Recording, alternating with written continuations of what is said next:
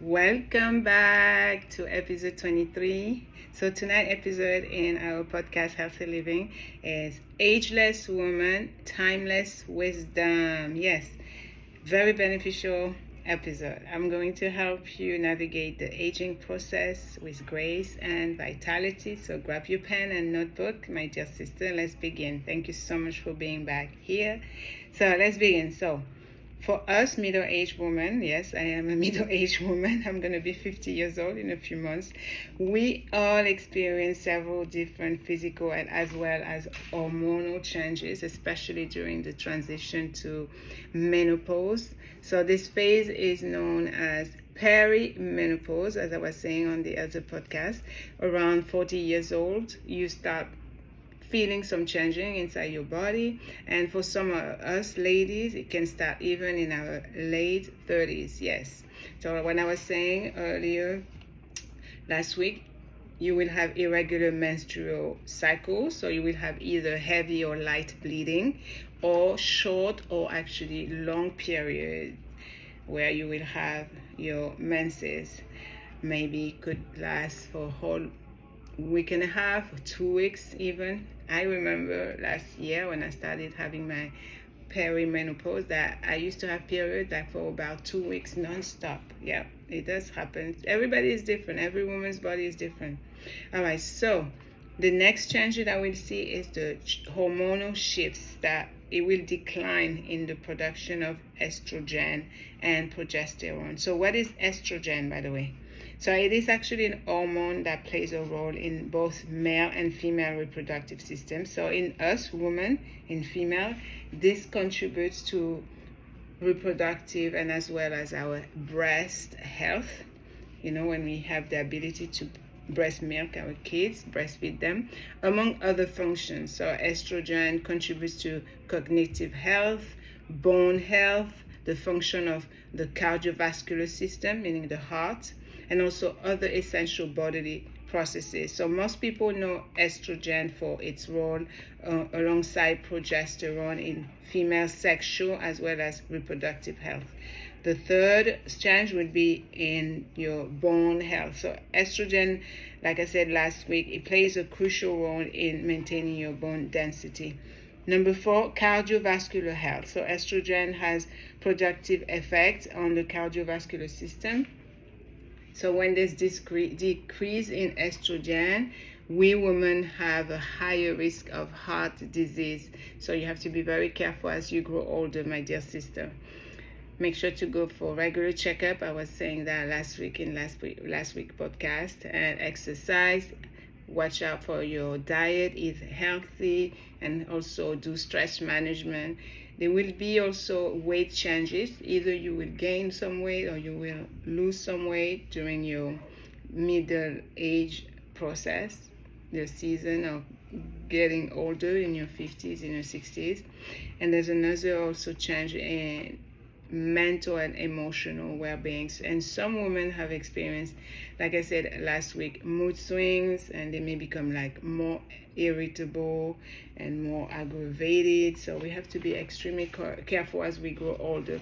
So tonight's episode is about the role of calcium, magnesium, as well as vitamin D in maintaining strong bones as you age, my beautiful sister, as you're entering your late 40s, your early 50s, and you're probably going to be in your 60s, in your 70s, later on in the future. So you have to really be careful. So as you age into these years, maintaining strong bones will become increasingly important. Yes, my sister, you have to be very careful. So calcium, magnesium, as well as vitamin D, they play crucial roles, extremely important roles in this process of you aging and entering perimenopause and menopause. So I'm going to give you some essential nutrients that we talk about that contributes to your bone health. So number 1 is the calcium. So that's a mineral given by God that makes up most of the structure of our bones and our teeth. I know we heard years ago when we were a child Drink your milk. Drink your milk. It has calcium in it, right? So it plays a vital role in maintaining your bone density and strength. So as you age, your bone mass naturally starts to decrease, and adequate calcium intake becomes even more essential to offset this loss of density. So be very aware of that. And calcium-rich foods include dairy products, leafy green vegetables like kale, broccoli, anything that's green, the dark green, right? Fortified plant-based milk, and also fish with edible bones like the salmon, the sardines. These are amazing for you. They're good source of calcium. Yes, my sister. So make sure to eat plenty of that. Salmon is my favorite fish, and I've been eating a lot of sardines when I was growing up in south of France. All right, the second one I'm talking about is magnesium. Yes, magnesium is another essential mineral that works closely with calcium in bone metabolism. So it will help you convert vitamin D into its active form, which then facilitates calcium absorption in your intestines. Yes, so magnesium also will help. It aids in the regulation of bone building cells. So whenever you eat green leafy vegetables, whenever you eat nuts, seeds, legumes, and whole grains, it will help you, because these are good source of magnesium, and it's really good for your bones. And number 3 I want to talk about is vitamin D. Yes, vitamin D plays a crucial role in maintaining optimal bone health, because it enhances calcium absorption from your intestines. So it will also help regulate calcium levels in your blood, and also it will help support the function of bone building cells. So aging, reduced sunlight exposure, and certain dietary factors that may contribute to vitamin D deficiency. So you have to be really careful, my sister. Good dietary sources of vitamin D include fatty fish, like I mentioned earlier, the salmon, and also mackerel. So eat some mackerel.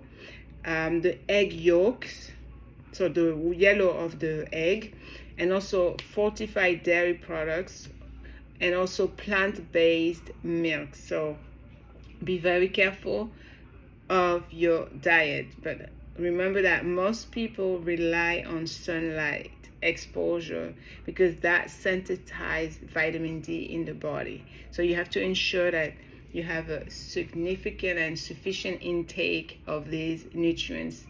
Vitamin D, magnesium, calcium, all these nutrients are amazing and very crucial in your diet.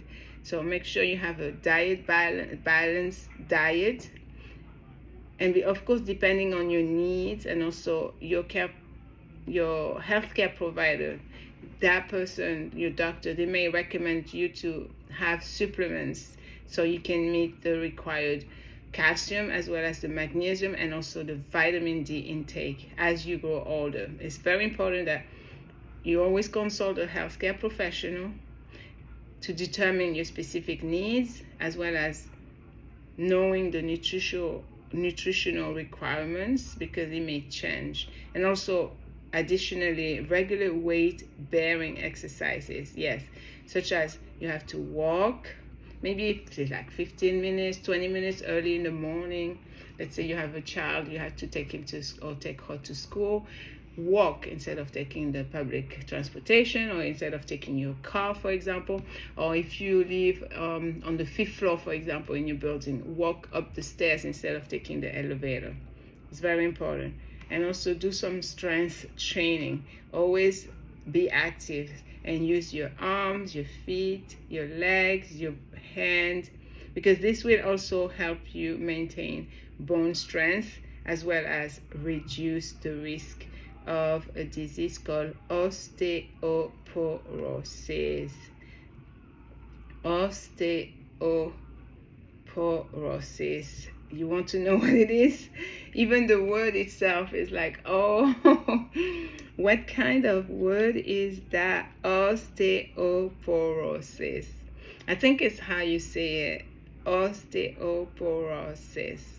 Or maybe you say it osteoporosis. It's a disease that people get as they get older. I have a disease, and I got that in 2001, right after I gave birth to my daughter, who is now 21. And that disease is called rheumatoid arthritis. And I had no idea that you can get that in your 30s, in your late 20s. I was in shock. So what I did is I went online and I started studying about it, and I found out that even children get that arthritis. I was shocked. I couldn't believe it. I was so shocked. And it's a very, very painful disease, but it has to do with your immune system. And I have a blood disease. It's called sickle cell anemia. So when you have a immune system that is weak, you are prone to all type of other infections and diseases. So you have to be very careful. So just, power, knowledge is power, as I always say. As long as you learn new things that can benefit you in the long run, in the future. So I started changing my diet. I started figuring out what brings the inflammation. So it's inflammation on my joints. It will swallow and it will hurt. It would be so painful. I could hardly pick up a pen or piece of paper, or open the water tap. And later on, I decided to go online and do some research, and found out that there's certain food items that will contribute to the inflammation and make it even more painful, and it will trigger it. So I stopped eating certain food. But sometimes it's so difficult because it's a lot of the food that I love to eat. All right, so earlier I asked you, what is osteoporosis, if you know? So it's a medical condition that is characterized by weakened and brittle bones, leading to an increased risk of fracture. It occurs when the body loses too much bone mass, or when the body fails to make enough new bone, resulting in a significant reduction in bone density and also strength. So the condition typically develops gradually, slowly, and often remains unnoticed until a fracture occurs, as there are usually no symptoms, especially in the early stages. So the fractures caused by osteoporosis commonly occur in the spine, the hip, the wrist, and all other areas in the body. So osteoporosis primarily affects older adults, particularly us women after our menopause season, due to the decline in estrogen levels that I was mentioning earlier. So you have to remember that even though it does affect us women, there are some men that can develop osteoporosis, especially as they age, or when due to certain health condition, or also to medication. So you have to be very careful with this medicine that doctors prescribe you, that the pharmacy gives you. There's several risk factors that contribute to the development of osteoporosis that include age. So the risk of osteoporosis increases with age as bone density naturally decreases over time. 2, gender. Yes, women are more prone to develop osteoporosis than men, actually. Number 3, hormonal changes. So reduced estrogen levels in women after menopause and low testosterone levels in men can contribute to bone loss. Yes. Number 4, family history. Yes, so if close family members have osteoporosis, or they have a history of fractures, then the risk, of course, is higher. Yes. Number 5, certain medical conditions. So conditions such as rheumatoid arthritis, which I have, type 1 diabetes, celiac disease, and also kidney or liver diseases, they can increase the risk of osteoporosis. Yes.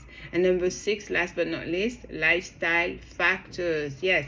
So the lack of exercise, smoking cigarettes, or weed and also excessive alcohol consumption, and also a diet that is very low in calcium, in magnesium, in vitamin D, and prolonged use of corticosteroid medications. Yes, all these factors can contribute to bone loss. You have to be very careful. So prevention and management of osteoporosis involve a combination of lifestyle modification. That means you have to change your lifestyle, and also medical intervention. So they may include adequate calcium and vitamin D intake through diet or supplements, regular weight-bearing exercises and strength training. Smoking, you have to stop it. Alcohol consumption, you should also eliminate it completely.